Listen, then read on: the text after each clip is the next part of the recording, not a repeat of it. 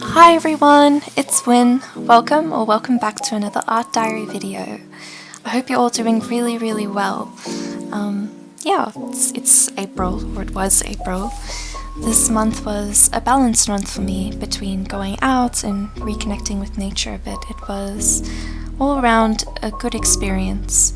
I made a few lino prints this month and I learned how to make these in high school, so I experienced a nice nostalgia when creating them. Memories of my friends and I sitting in the art classrooms and the banter we shared amongst our peers. It reminds me of that time in my life a lot, and it's pleasant. It's nice to revisit that. I'm also a little bit sick, so my voice is slightly croaky, but if you want to know what my voice normally sounds like, you can check out some of my other videos. Self-plugging over. Anyway, I created a bunch of lino prints this month, and they are all tied together in a fairy kind of, fairy grunge-core theme. Lots of butterflies and whatnot. I just thought it would be something fun to do. I have some real-time footage of the process to share with you all as well. It's important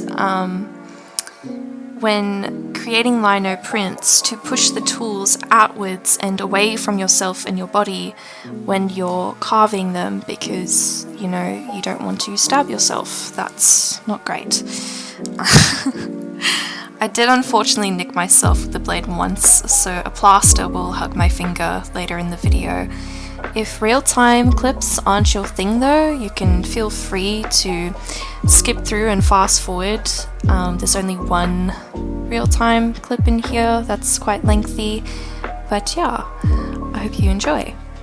So if you're anything like me and you're curious about the world, you might be wondering, just what is lino? Well, in terms of art, lino printing is a form of block printing where you carve out a design onto a piece of linoleum, rubber, or vinyl. Linoleum is often comprised of solidified linseed oil, pine resin, cork dust, sawdust, and mineral fillers such as calcium carbonate.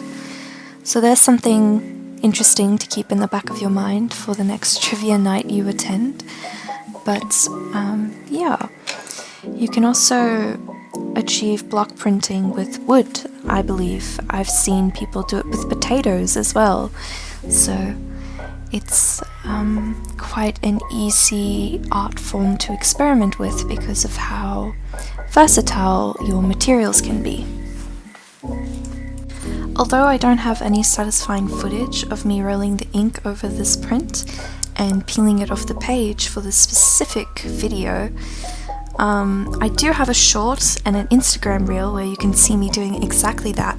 If that interests you, feel free to follow me at WynnBV, and that's, Wynn_BV on Instagram. Any support is really appreciated. Given the Fae theme to these prints, I thought I'd share with you all some things I've learnt about them. Fairies can be understood as an intermediate race, an organism living on the boundary between flora and fauna. Despite being supernatural creatures, they have parallels to us in many ways. The mainstream concept of fairies comes from the Irish folklore and the folklores across the United Kingdom. There is an aspect of duality that shrouds around fairies. With the capacity to be either good or evil, fairies' temperament was often used by humans to give an explanation to good or bad luck, or omens, good or bad. Fairies are also referred to as the little people in the Irish and Celtic Gaelic traditions, that area. Irish fairies are also referred to as she, and they live in the, forgive me if I butcher this,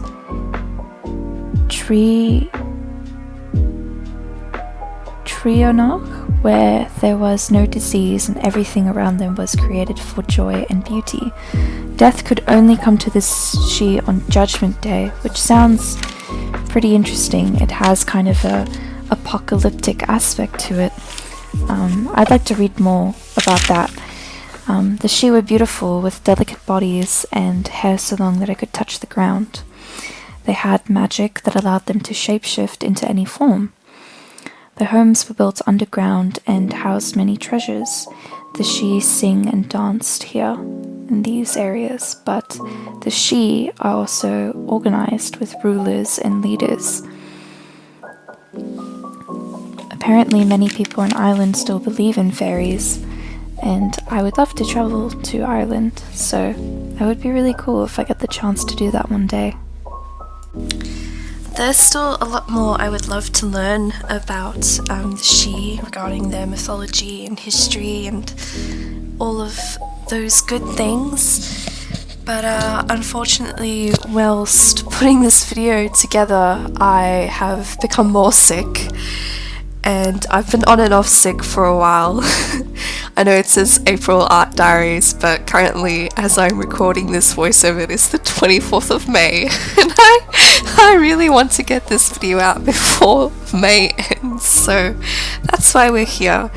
On a similar note, I had more plans for my lino prints, such as printing them on items of clothing, which is a project that I have been meditating on for a while. It's something I've wanted to do for a long time, but yeah, I've been on and off sick, so I haven't really gotten around to that. I think though, I would definitely love to read up more about the mythos and do much more detailed, in-depth research and make a very nice, high-effort, rambling voiceover to put over some of my drawings in the future, but that's just not going to happen right now.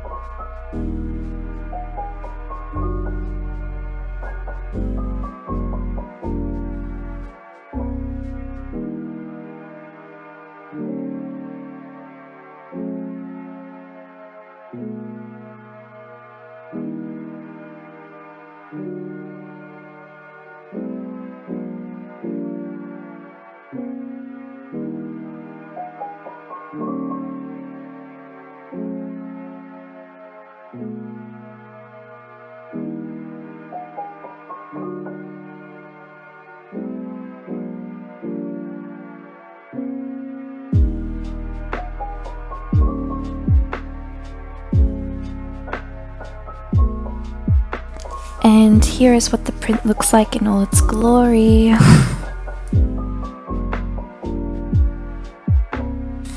For this next print, I wanted to create a little warrior kneeling beside a sword. I hadn't previously drawn a lot of butterfly wings in my artworks, so it was interesting observing the various types of wing patterns when looking at the reference images. At first, I wasn't sure if I wanted to give the character short or long hair, and as you can see, I began to incorporate lines in the background, but eventually I removed them. Once I was happy with the sketch, I bring in some tracing paper to transfer my design from my sketchbook to my lino block. It would have been a lot more effective to tape down my paper, but I had already made a start, so I kept going. This month I read The Outsider, also known as The Stranger, by French existentialist philosopher Albert Camus. I'd give it a 4 out of 10. I found it to be enjoyable, and it was not difficult to analyze the philosophy aspect or to read between the lines. I felt it was a fairly straightforward text that showcased the ideas of absurdism quite well within the text. The protagonist is neither evil nor good, he is merely indifferent to life, a stranger and outsider to social norms. Now, being sick and all, I don't have the energy to give as detailed description as I would like. However, I will read the afterword written by Camus in the back in... oh my goodness. It's in the back of the book copy I own, which was actually pretty cool because I was on a trip with my friends, like after we graduated high school, and we were in the secondhand bookstore, and at the time I was really starting to get into existentialist philosophy, and I found, I think, 2 or 3 of Camus' books in the secondhand shop, and they were all quite cheap. It was a score. I was so happy. Anyway, here's the afterword. It reads, "A long time ago, I summed up The Outsider in a sentence which I realize is extremely paradoxical. In our society, any man who doesn't cry at his mother's funeral is liable to be condemned to death. I simply meant that the hero of the book is condemned because he doesn't play the game. In this sense, he is an outsider to the society in which he lives, wandering on the fringe, on the outskirts of life, solitary and sensual. And for that reason, some readers have been tempted to regard him as a reject. But to get a more accurate picture of his character, or rather one which conforms more closely to his author's intentions, you must ask yourself in what way Meursault, the protagonist, doesn't play the game. The answer is simple. He refuses to lie. Lying is not only saying what isn't true, it is also, in fact, especially, saying more than is true. In the case of the human heart, saying more than one feels. We all do it, every day, to make life simpler. But contrary to appearances, Meursault doesn't want to make life simpler. He says what he is, he refuses to hide his feelings, and society immediately feels threatened. For example, he is asked to say that he regrets his crime. In a time-honored fashion, he replies that he feels more annoyance about it than true regret, and it is this nuance that condemns him. So for me, Meursault is not a reject, but a poor and naked man, in love with a sun which leaves no shadows. Far from lacking all sensibility, he is driven to a tenacious and therefore profound passion, the passion for an absolute and for truth. This truth is as yet a negative one, a truth born of living and feeling, but without which no triumph over the self or over the world will ever be possible. So one wouldn't be far wrong in seeing The Outsider as the story of a man without any heroic presentations, agrees to die for the truth. I also once said, and again paradoxically, that I tried to make my character represent the only Christ that we deserve.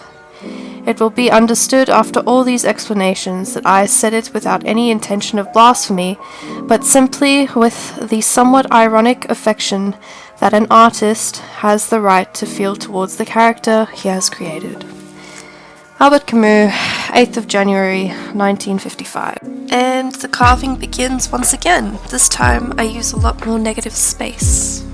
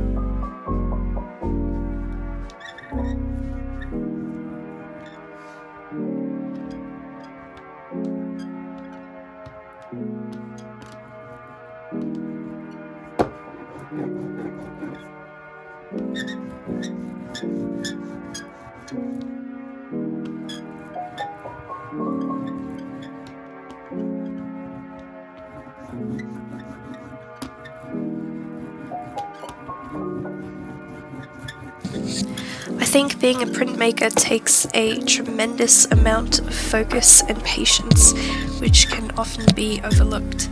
I'm very excited for all the possibilities this medium holds for me. One of the most important parts of the process that I found in my own experience boils down to the end, where you roll your ink onto your print and press your print onto the paper. You can see here I take extra care to press the design onto the page, almost giving it a little massage, and whilst rolling out my ink, I make sure I have rolled a even layer of ink all across my print to ensure it has a nice clean look that isn't splotchy. Now, it wouldn't really be an art diary if it only had art and no life aspects, so here we go!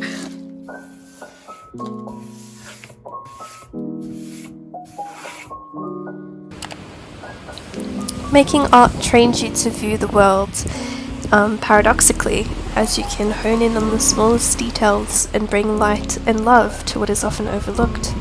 But at the same time, it teaches you to break the world around you down into a series of shapes, forms, and colours, to view things in a bigger picture kind of way, holistically. I enjoy observing the world. There's something very special about it. It could be very peaceful or very exciting. And I felt that way when I was walking through this trail. It was very nice.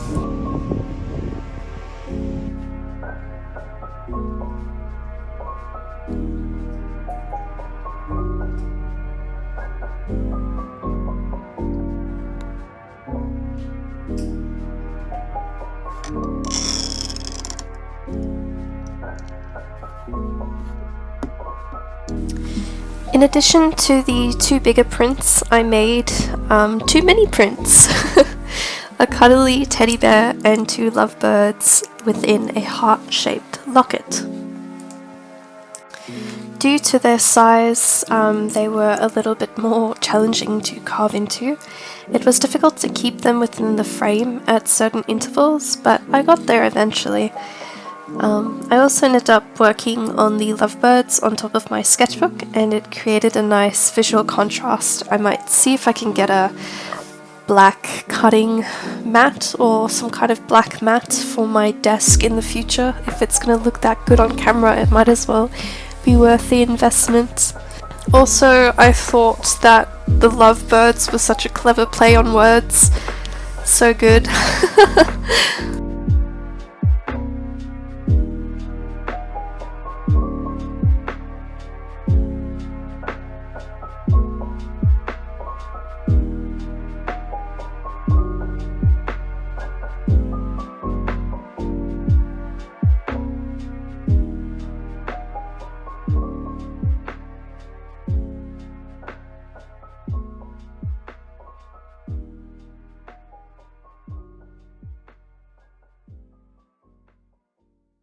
Here is a good example of what I mentioned earlier. As you can see, I was impatient and I did not roll out a thin enough layer of ink onto the print, so the result wasn't as clean as the previous one.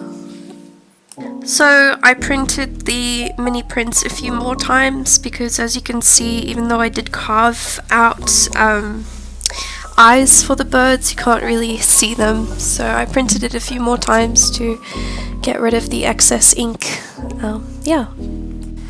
I don't have much else to add, so please enjoy me giving my sketchbook page some life.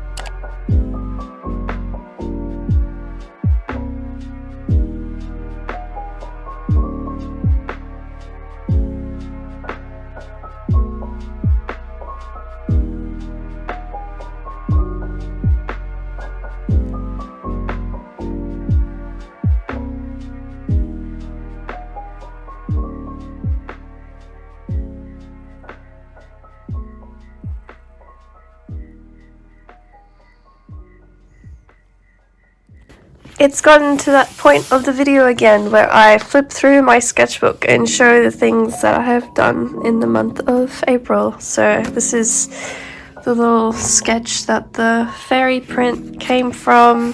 I don't recall if I made this in April or March, but very cool nonetheless. Proportions? We ignore those. It's experimental. That's from March. These are sketches for sticker designs that I'm making, in the progress of making. So these, I have completed a couple and they are scanned. They're on my iPad and I've coloured them on there.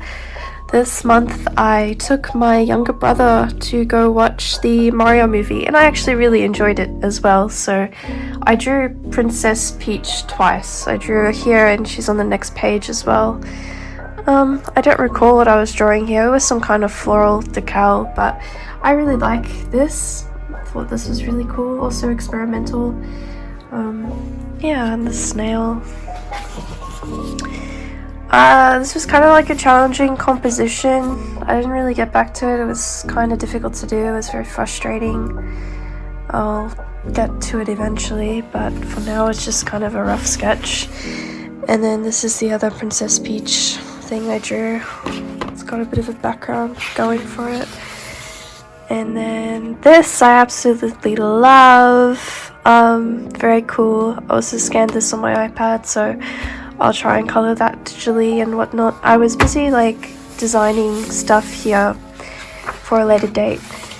Again, also thumbnailing like ideas. I have an idea for something like this. It's very rough. This is another liner print that I have made. I don't remember though if I recorded much of the process. I don't recall. I'll have to look and see while I'm editing this video. And then I have another print I want to make, so I'm not sure what I'm going to draw there yet, but it'll come to me. And then this should look familiar. This has still got a bit of work to be done. I want them all to be little rings, not pills. And from all the people who have gone through my sketchbook this month, a lot of them thought they were pills, so I have a lot of work to do there. And yeah, I think I drew this in May, and I think, yeah, I might have drawn this in May. I love it though, it's very nice. Here are the prints, and then yes, May is onwards.